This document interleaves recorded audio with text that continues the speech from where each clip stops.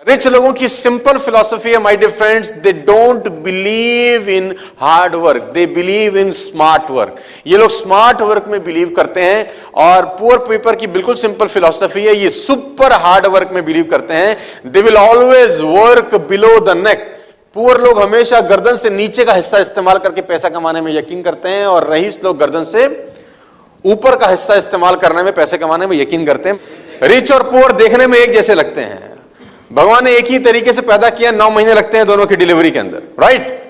दोनों को एक ही, दोनों आंखें दी हैं भगवान ने, अमीर को भी 2 आंख दिया और गरीब को भी 2 आंख दिया।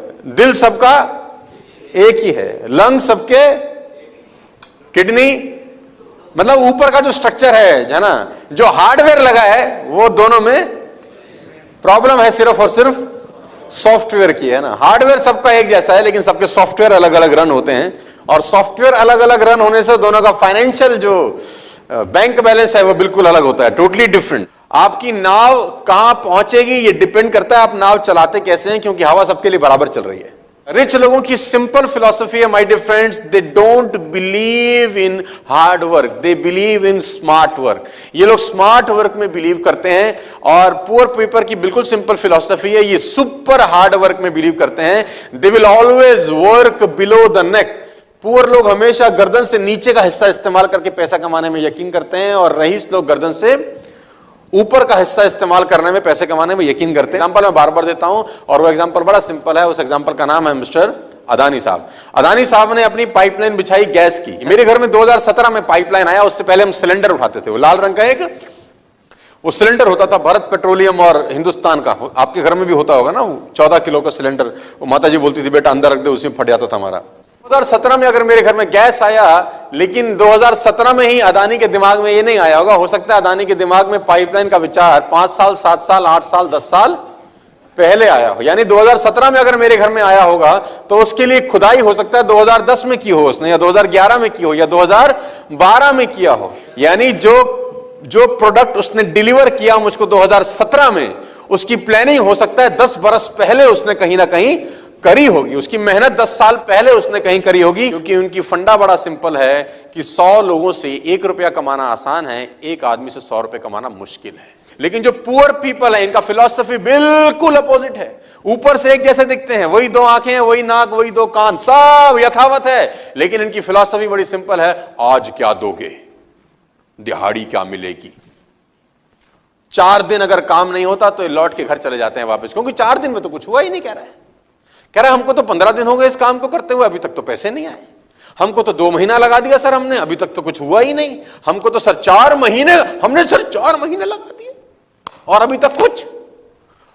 पुअर पीपल का सिंपल फिलॉसफी है, और वो उनसे बिल्कुल उलट है। पुअर पीपल टाइम खर्च नहीं करना चाहते लॉन्ग पीरियड में। इनका टाइम इतना ही है, 5 घंटे 6 घंटे लगवा लो जी हमसे, 10 घंटे लगवा लो हमसे, 20 घंटे लगवा लो हमसे। ये टाइम खर्च नहीं करना चाहते, एफर्ट खर्च नहीं करना चाहते, साल 2 साल 3 साल 5 साल की, ना टाइम ना एफर्ट। और पैसा लगाते वक्त तो इनको बुखार आ जाता है 1504 डिग्री।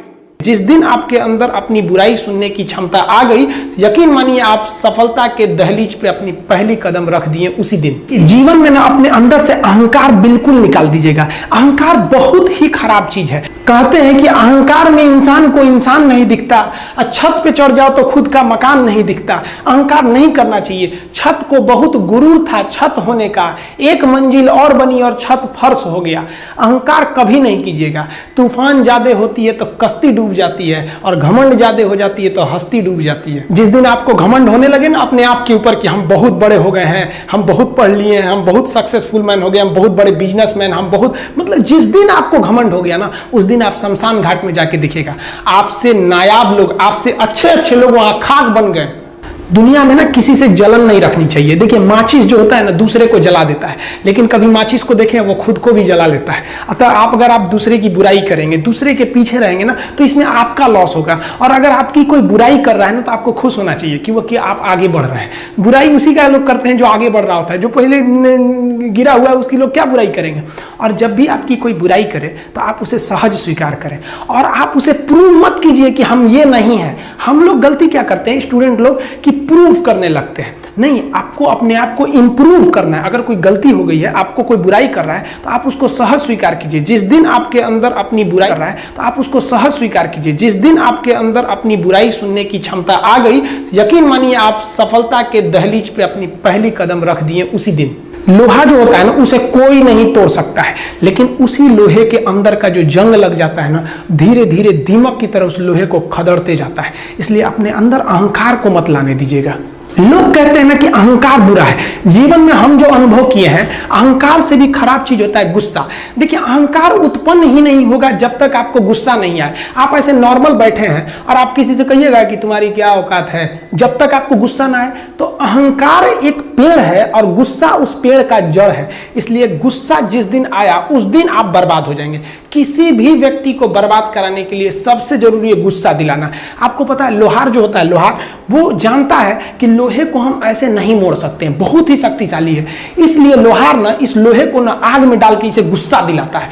जब ये गुस्से से लाल हो जाता है ना, तो जहां गुस्सा आया आप अपनी ताकत खो देते हैं। और ये लोहा अपनी ताकत खो देता है और एक मामूली हथौड़े के चोट से लोहा मुड़ जाता है। तो जिस दिन आपको गुस्सा आ गया, समझ जाइए कि आप अपनी ताकत खो रहे हैं।